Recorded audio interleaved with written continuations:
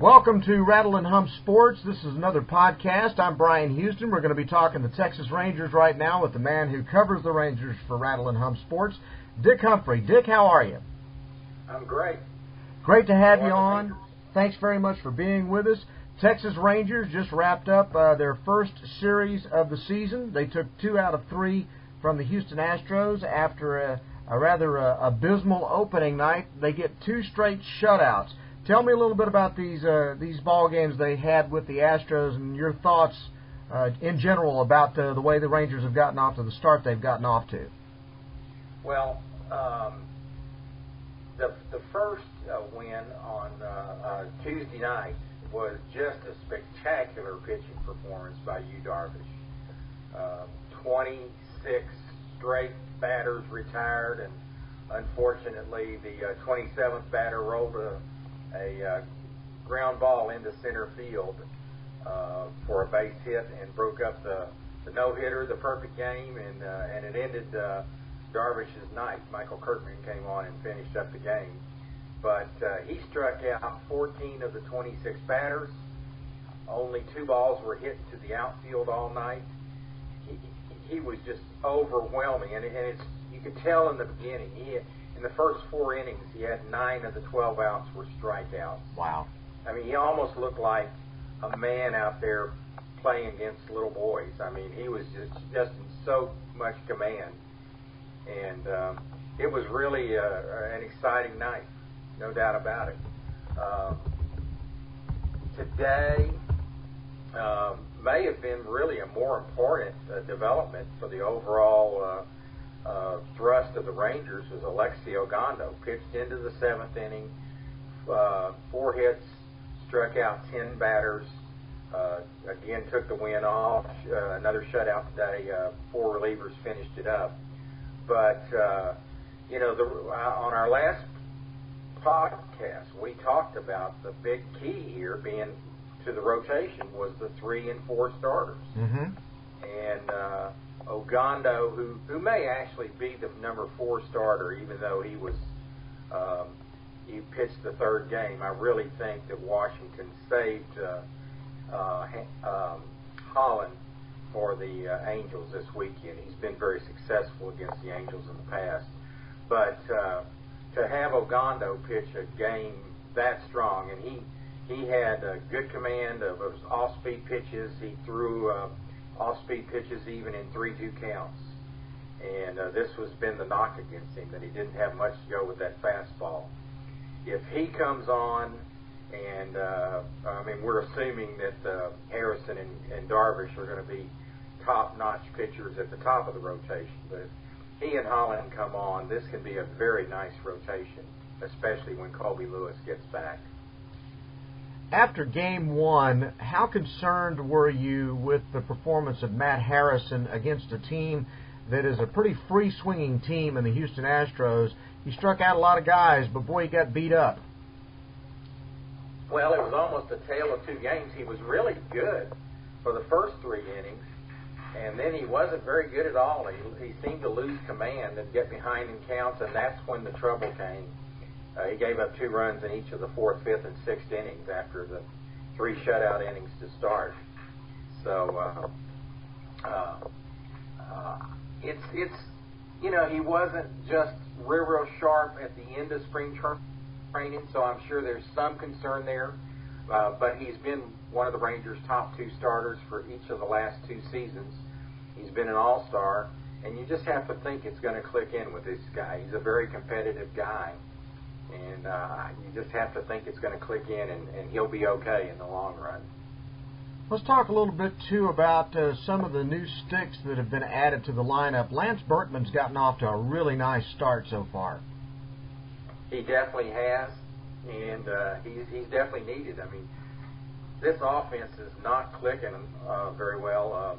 No extra base hits in Game 1. Only 1 home run in the series. Total, and they hit 262, I think, was for the series. Certainly nothing to write home about. All 3 of these games were very close games. Even the 2 they won with the 7-0 and 4-0 scores. The Rangers scored late. Those were close games late in those games until the Rangers scored late to make the scores more respectable. So, again, when you're looking at Houston, it's really not much of a ball club, and you do think your pitchers ought to dominate their hitters.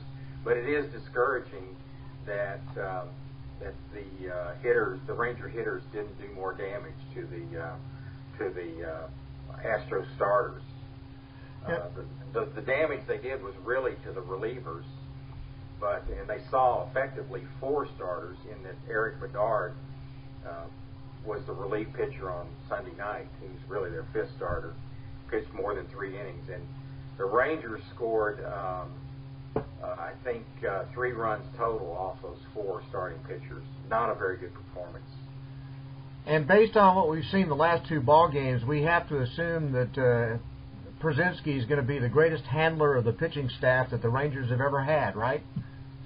You know, he's got a reputation for being one of the most disliked players in baseball. Unless he's on your team. And I must admit, I met him at the Winter Carnival, and I was pretty impressed with him. He was very candid and forthright with his responses and seemed sociable. The players really seem to look up to his experience. I mean, he's 36 or 37. He's not young. And kind of an interesting note, there's only been 23 perfect games in the history of baseball. He caught one of them last year. Yep. And Philip Humber was the pitcher that threw it. Ironically, he's now with the Astros. And Pierzynski admitted after the game that during that 9th inning, when he was trying to get those last 3 outs, he exchanged some knowing glances with Humber in the dugout. Well, how much of last night's ball game and Alexi Ogando's performance today can you credit A.J. Pierzynski with? Well, he's obviously a pretty good pitch caller. He's definitely blamed himself for the pitch that gave up the hit to break up the perfect game last night. And I think the players appreciated that he kind of took the fall there. Actually, the one that seemed the least affected by it was Darvish himself. I mean, he was just happy to win. He said, I got to tell you, my teammates are much more disappointed than I am. Well, and it's interesting, you know, I think we talked about this earlier, but late last year,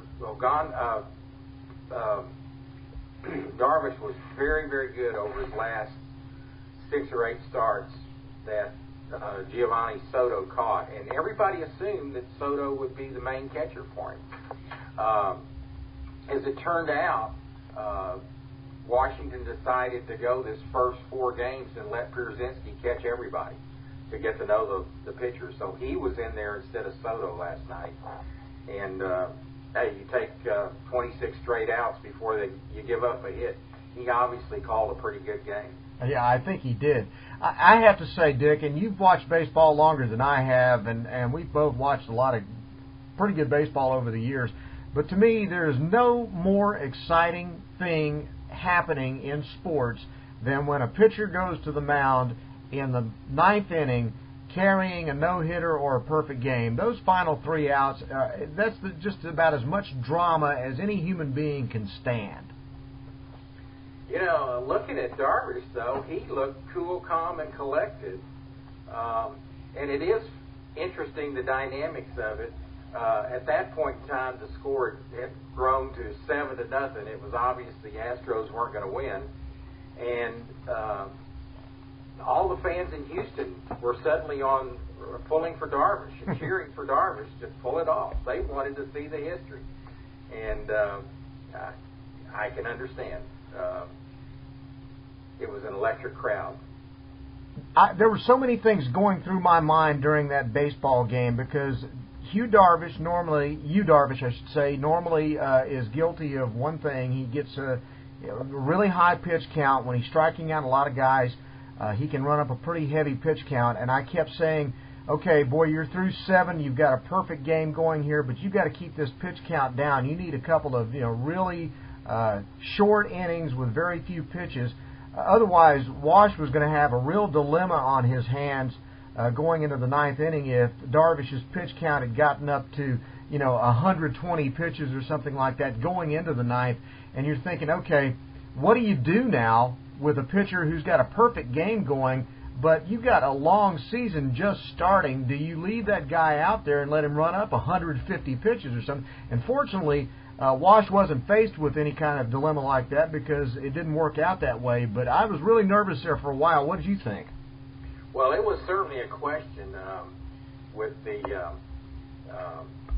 the high pitch count that you're naturally going to have when you strike out a lot of batters. They go together. He went into the ninth inning with 107. The first batter hit the second pitch. The second batter hit the first pitch. So he had 2 outs, and he was still just at 110. So that made it a little more doable. And then the hit came off the first pitch, too. So he ended with 111. Actually, last year, in his very first start in the majors, he threw 110 pitches.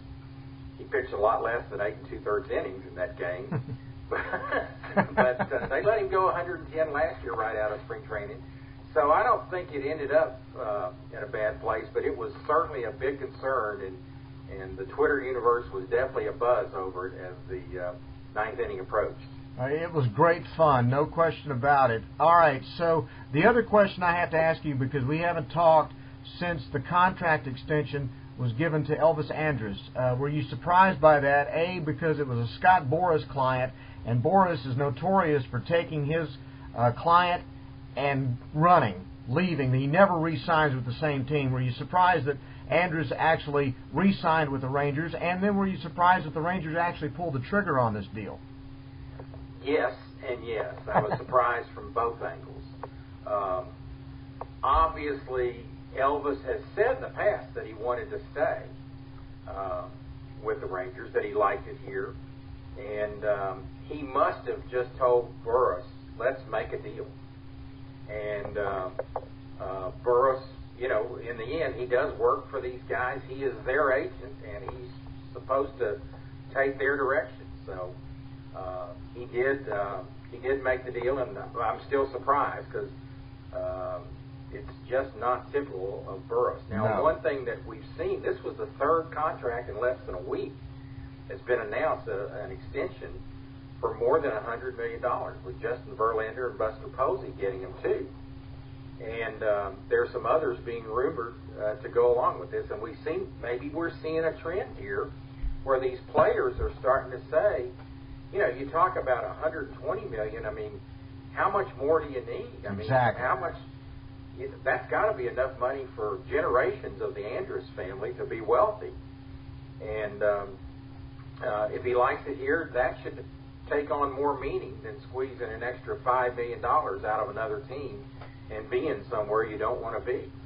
Well, I have to say it's refreshing to see that the great Satan isn't calling all of the shots, that the players are actually figuring out that they do have some control in this thing.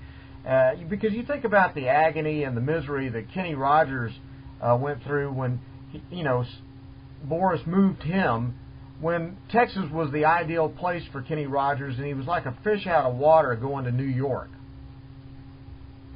No question. And even the next time when he did the same thing and turned down $11 million for 2 years with Texas. Yes. And ended up signing in March with, I think it was Minnesota, for $2.5 million. Right. So Boras doesn't get every one of them right. And certainly this year with Kyle Loesch, who could have just accepted arbitration and been offered the $13.3 million, he's only getting paid $4 million this year by the Brewers. Only. A lot of money to you and me, but in the baseball world for a starting pitcher, there's some substantial deferred money along with that, but certainly a far smaller contract than he had anticipated. And I don't know if you noticed this note, but it hasn't been the greatest week for Boras. Robinson Cano has switched his agency and is no longer a Burris client. I saw that. That's shocking also. Well, maybe these players are starting to look at things a little differently. Well, it's good for baseball then, if that's the case, because, again, Scott Boras is just notorious for never having his player re-sign with the same team. It's just go for the most money, and it doesn't really matter. It doesn't seem to be a situation where he takes into consideration whether that is a good fit for that player to go to a team, say, in New York. It's just all about trying to get as much cash as you can so Boras can make as much money as he can, and I think that's a disservice to the player. Now let's talk about the long-range impact of the signing of this contract extension by Elvis Andrus. So what does this mean now for Jurickson Profars? What does this mean for Ian Kinsler? What does it mean for the ball club now in the long run? Well, that's the other side of this equation as being a surprising signing, is that Profar is such a good prospect and may project to be a better shortstop down the road than Andrus is. Certainly a hitter that projects to hit with more power. And you have to think they could have made a trade with Andrus and inserted Profar at some time in the next 2 years. Andrus would have brought them some good players, and Profar is going to be making a whole lot less than $15 million a year, and that would give the Rangers money to apply to some other areas of the team. So it was somewhat surprising from that standpoint. But back to your question, obviously Elvis is now a fixture with these opt-out clauses. He's still here through 2018, no matter what, unless he gets traded, of course. But the Rangers have contractual control through 2018, and Profar looks to be the second baseman of the future, and unless some big blockbuster trade comes along where you can get somebody like Giancarlo Stanton, I have a feeling that Kinsler will be moved next season to make room for Profar in the starting lineup at second base. All right, the Rangers open up their home schedule. Their home opener is on Friday afternoon at 1:05. They take on the hated Los Angeles Angels. It marks the homecoming of one Josh Hamilton, and we'll see Derek Holland for the first time. You can't ask for better storylines than all of those come Friday. No question. And speaking of homecomings, it's also one for C.J. Wilson, who's already popped off this week about the Rangers and the front office not having good interpersonal relationships with players and agents. So poor Josh, I fear for him that he'll be booed mightily probably every time he comes to bat in a series because things just didn't end so well last year. Personally, I'm going to be very appreciative of how good he was for the 5 years and those 2 World Series I got to see the Rangers participate in, and I'm not going to be booing him myself, but I think a lot of fans will. I know it's very, very extremely early in the season, but how big is this series for the Rangers against a team that you would think is going to be their main competition for the AL West this year? Of course, Oakland being involved in that as well, but this is a great showdown to start the year. Well, you're right, it is. And, the old saying is you can't win a pennant in April, but you can lose it. And the good example are the Angels last year, who started out 4-16 and just never could seem to get over the hump and get back into the playoff picture. It's about as big a series as a series can be in April. Both teams want to show the other one that you don't have my number. So, and especially from the Rangers standpoint, with the games being in Arlington, it's a series they need to play well and hopefully win the series. And I don't want to overemphasize the importance of the game, but how important is it in your mind that Derek Holland go out and pitch a really good ball game to start his year?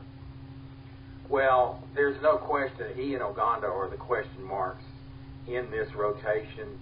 We got a pretty good answer today from Ogando, for this team going forward to get a good answer from Holland Friday in the opener, there's a lot of pressure. I mean, the game's sold out.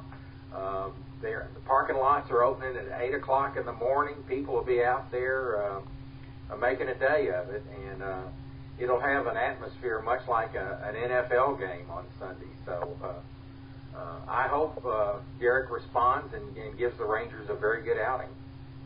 Well, Dick, it's going to be a great, great weekend. We appreciate the podcast after the first completed series of the season between the Rangers and the Astros. If they can win 2 out of 3 all the way down the line, then it's going to be a great year, right? That's true. That's true. I just this weekend to do it again. I just thought that up. I mean, I'm a genius when it comes to baseball, obviously. Hey, those 657 winning percentages usually take the division. So. Yes, they do. Dick, it was great talking to you. Thank you very much for coming on with us. We'll talk to you next time, and enjoy covering the Rangers this weekend against the Angels, okay? All right. Take care. All right. Dic Humphrey covering the Texas Rangers for Rattle and Hump Sports. I'm Bryan Houston. We'll see you next time.